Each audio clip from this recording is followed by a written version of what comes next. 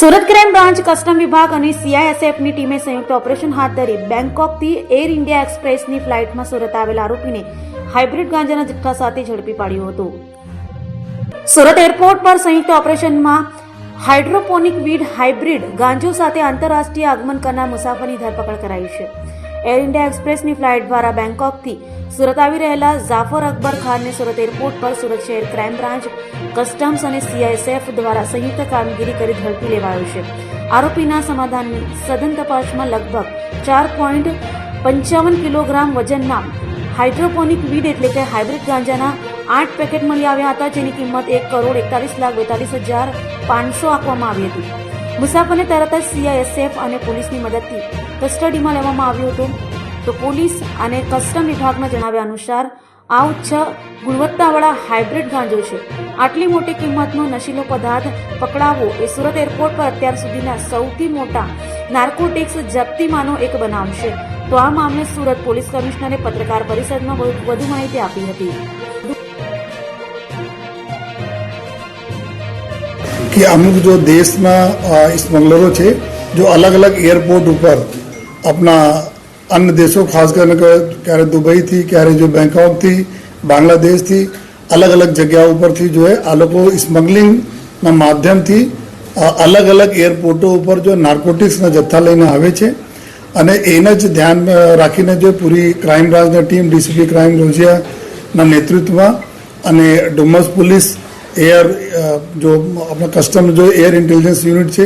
CISF આ બધાના સંકલનમાં ગઈકાલે એર ઇન્ડિયાની ફ્લાઇટ જો બેંકોકથી આવી સાંજે 7:40 વાગે એમાં એક વ્યક્તિ જેના નામ છે જાફર ખાન મોબાઈલવાલા તરીકે નામથી ઓળખાય છે। આ મુંબઈના મુંબ્રાના રહેવાવાળા છે અને આ વ્યક્તિ પાસે જો એના હેન્ડબેગ છે, હેન્ડબેગમાં નાર્કોટિક્સનો જથ્થો છે એવી ઇન્ફોર્મેશન એને મળી હતી। એના આધારે જો ગઈકાલે સમગ્ર જો કમ્બાઇન્ડ ટીમો એના જો એરપોર્ટ ઉપર પકડી અને બેગ ચેક કરતા તો બેગમાંથી જો એના પાસે 2 બેગો હતી, એક ચેક ઇન બેગેજ હતા, બીજા એના પાસે હેન્ડબેગ હતો, ટ્રોલી બેગમાંથી એક લેડીઝ પર્સ હતા। લેડીઝ પર્સમાં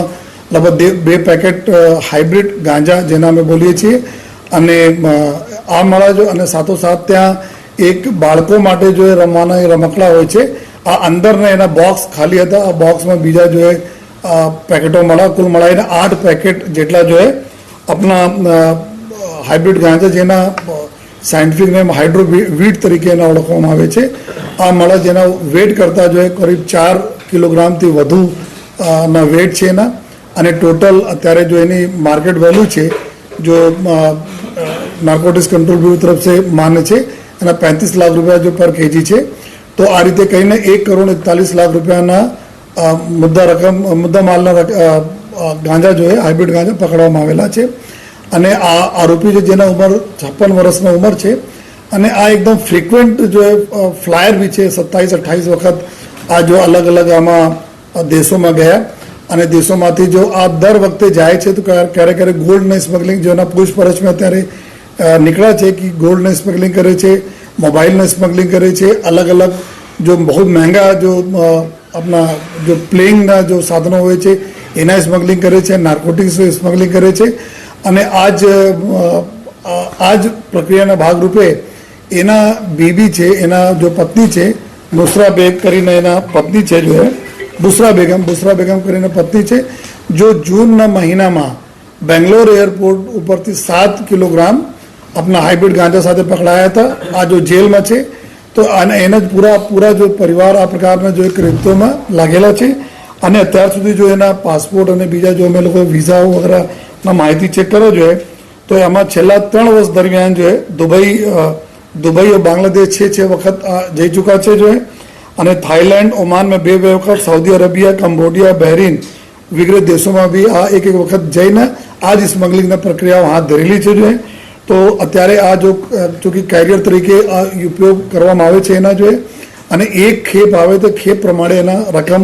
1 લાખ રૂપિયા તક જો પર ખેપના રકમ એના મળે છે જો જ્યારે લઈ આવે અને એના મોડસ ઓપરેન્ડી પણ આ પ્રકારના છે કે જ્યારે આ પ્રકારના માલ લઈને આવે છે કોના આપવાના છે એના જ ફોટોગ્રાફ જો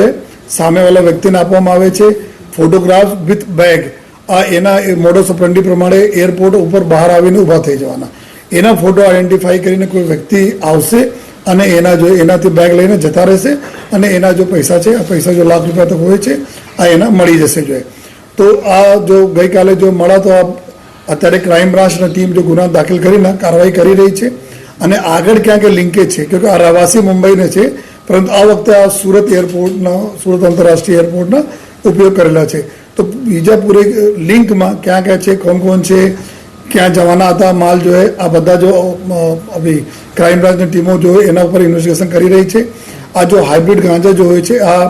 નોર્મલ ગાંજા કરતાં અલગ હોય છે. બિના માટીને એના છોડ ઉગાડવામાં આવે છે અને આ એના બહુ શક્તિશાળી ગાંજા હોય છે. તો અત્યારે બહુ લોકોમાં બહુ પ્રચલન જો ડ્રગ યુઝર છે એમાં છે. એના કિંમત 35 લાખ રૂપિયા પર કેજી હોય છે, જેના લીધે અત્યારે અલગ અલગ જગ્યા ઉપર એની સ્મગલિંગ ચાલે છે. લેકિન સુરત શહેર પોલીસ પૂરી મક્કમ છે કે આ પ્રકારના કોઈ પણ એક્ટિવિટી આપણે સુરતમાં નથી થવા દેવાના.